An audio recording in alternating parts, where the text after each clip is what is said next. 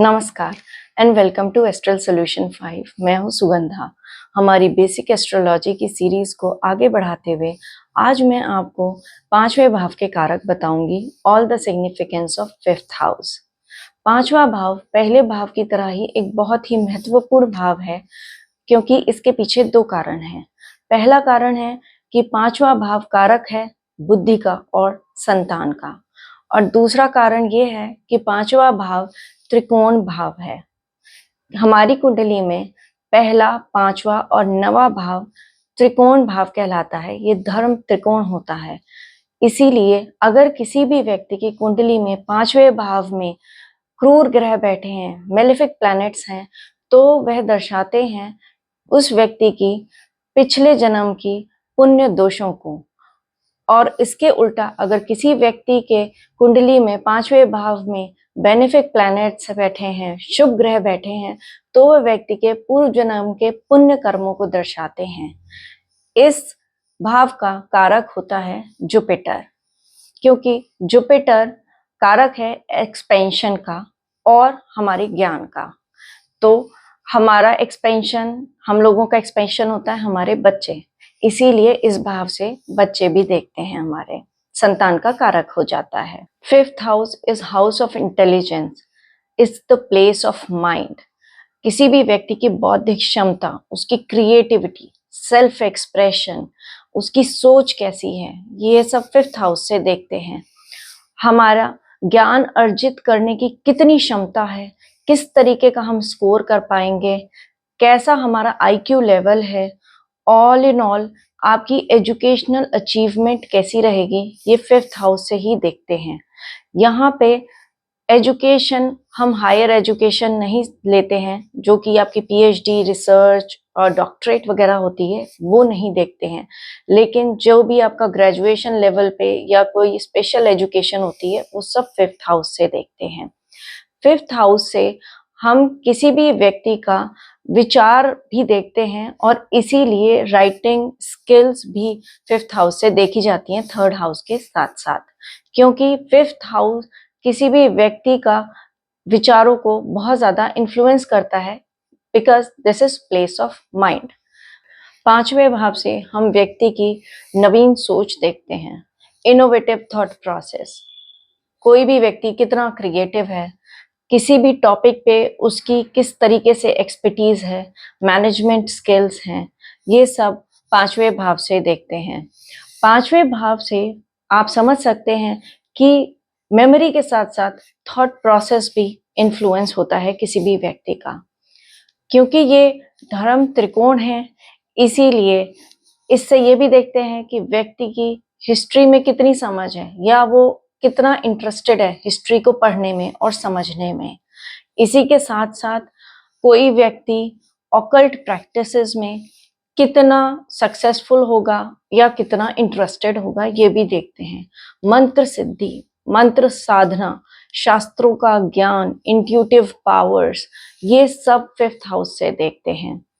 Fifth house से हम government diplomatic jobs भी देखते हैं। इसी के साथ साथ सट्टा, लॉटरी, शेयर बाजार में लक भी देखते हैं। तो फिफ्थ हाउस से हम लक फैक्टर भी देखते हैं।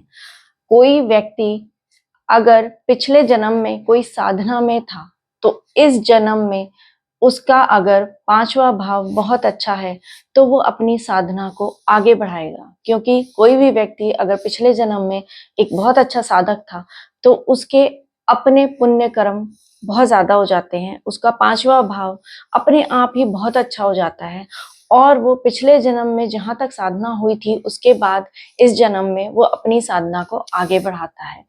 तो ये एक धर्म त्रिकोण होता है, और ये एक महत्वपूर्ण त्रिकोण होता है, क्योंकि इससे किसी भी व्यक्ति का धर्म में रुचि भी देखते हैं। संतान भाव है, इसीलिए संतान की प्राप्ति और संतान कैसी रहेगी, ये पांचवें भाव से देखते हैं। तो किसी व्यक्ति को अपने जीवन में संतान से सुख प्राप्त होगा या संतान से समस्या होगी, संतान होगी या नहीं होगी। इसी तरीके से पांचवें भाव से स्त्रियों में गर्भाशय देखते हैं, यूट्रस। तो अगर पांचवा भाव पीड़ित है, तो कंसीव करने में प्रॉब्लम हो सकती है या अबॉर्शन की समस्या भी हो सकती है। बृहत्पराशर होरा शास्त्र में ऐसे प्लैनेटरी कॉम्बिनेशंस भी बताए गए हैं जिससे ये भी देख सकते हैं कि कंसीव करने में किसी भी स्त्री को कितनी परेशानी होगी या वो निसंतान रहेगी। यूट्रस के साथ साथ किसी भी व्यक्ति का हृदय, पेट, उसका डाइजेस्टिव सिस्टम, रीढ़ की हड्डी, कमर का ऊपर का और नीचे का भाग भी फिफ्थ हाउस से देखते हैं। Fifth house is house of entertainment, रचनात्मक सोच, हॉबीज, रोमांस, अफेयर्स, ये प्रेम संबंध का भाव है। हमारे कुंडली में अगर आप देखेंगे तो 7वां भाव पार्टनर का भाव होता है, जीवन साथी का भाव होता है, और 11वां भाव लाभ भाव होता है।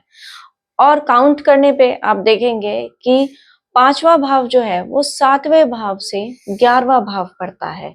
तो इसीलिए ये 7वें भाव की वृद्धि को दिखाता है। हमारे संबंध कैसे रहेंगे अपने पार्टनर के साथ। 7वां भाव शादी दिखाता है, तो 5वां भाव ये दिखाता है कि शादी में कितना प्रेम रहेगा, कितनी समझ रहेगी दोनों पार्टनर्स के बीच में।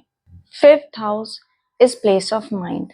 मैंने आपको पिछले वीडियोस में बताया था कि दूसरा भाव पोषक भाव होता है, सस्टेनर हाउस होता है, और ऐसे ही फोर्थ हाउस जो होता है वो पीस ऑफ माइंड होता है। तो 5वां भाव चौथे भाव का सस्टेनर हो गया, पोषक भाव हो गया। इसीलिए अगर किसी व्यक्ति की कुंडली में 5वें भाव में चौथे भाव के साथ साथ बेनिफिक प्लैनेट्स होंगे या वो भाव अच्छा होगा तो व्यक्ति मानसिक तौर पे शांत रहेगा, अच्छे विचार होंगे और उसका दिमाग अच्छी और सही बातों में चलेगा। इसके उल्टे अगर किसी व्यक्ति के 5वें भाव में अच्छे ग्रह नहीं होंगे और चौथा भाव भी पीड़ित होगा तो व्यक्ति को मानसिक शांति नहीं मिलेगी और उसका दिमाग, अगर बहुत ही क्रूर ग्रह है तो दिमाग उल्टी बातों में चलेगा।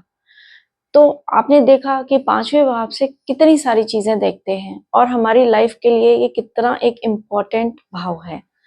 आई होप ये वीडियो आपको अच्छा लगा होगा। अगले वीडियो में मैं आपको 6th हाउस के बारे में पूरी डिटेल से बताऊंगी। तब तक के लिए धन्यवाद।